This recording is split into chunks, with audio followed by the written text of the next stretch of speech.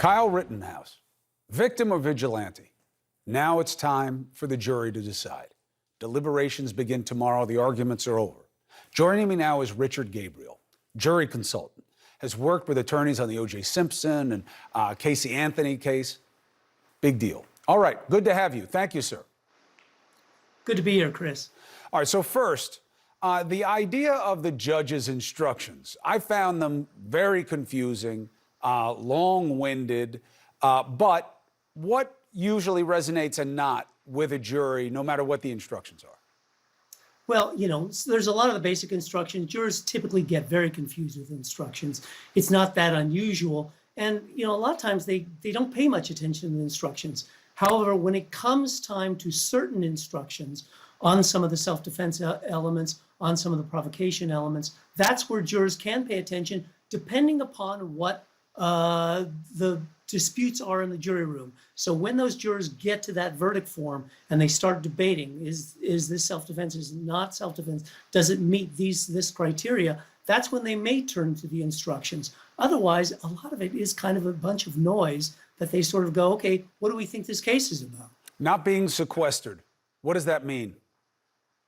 Well, it's a tricky one. Jurors, I think, do intend to follow the judge's instructions and to not follow the media, but they are influenced by their households. Some of them just can't resist. We're so automatically on our phones and things these days that it's hard not to be exposed to that. So they are clearly aware that the world is watching them, and that creates added social pressure. So they know they're not just giving a verdict on the case itself. They know they're actually giving a verdict on a bunch of the political issues that have clearly had resonance during the trial.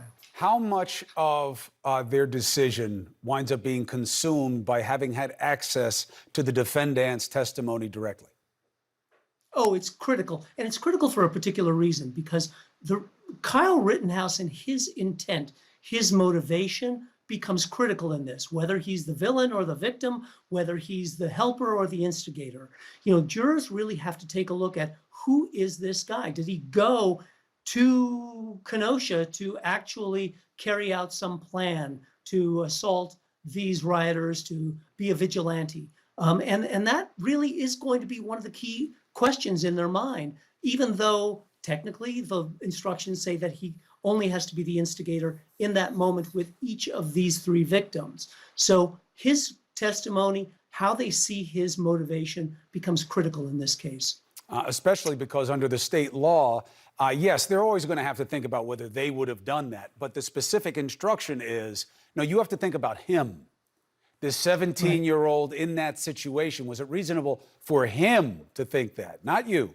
That makes having access to him and hearing him that much of a bigger deal. Let me ask you, as a final thought, watching the trial and understanding what you do about what persuades juries, do you believe the prosecution made its burden here in a way that will be resonant with the jury?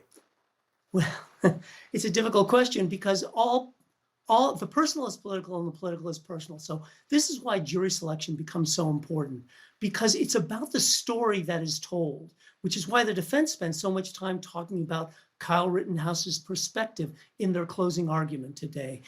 And I think the prosecution did okay, but probably did not.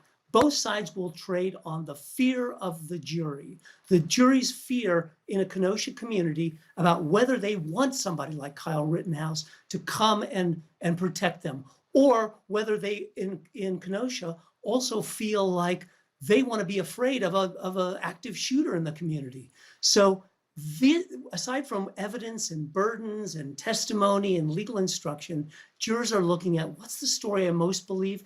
And that comes back to, what would I do in that situation? How do I feel as a member of this community? Richard made another interesting point for you guys at home. A lot of you have been talking about how come there's no black people on this jury? The community is very white. A great tip that I've heard before, and Richard echoed, I just want to pass it along quickly before we go. Don't worry about color as much as their credence. What are their politics? Because that may resonate more in the room than anything they bring in with them as a function of race. Richard Gabriel, thank you very much. Appreciate you. We'll see how it goes. Now, another big case that we're following, big implications for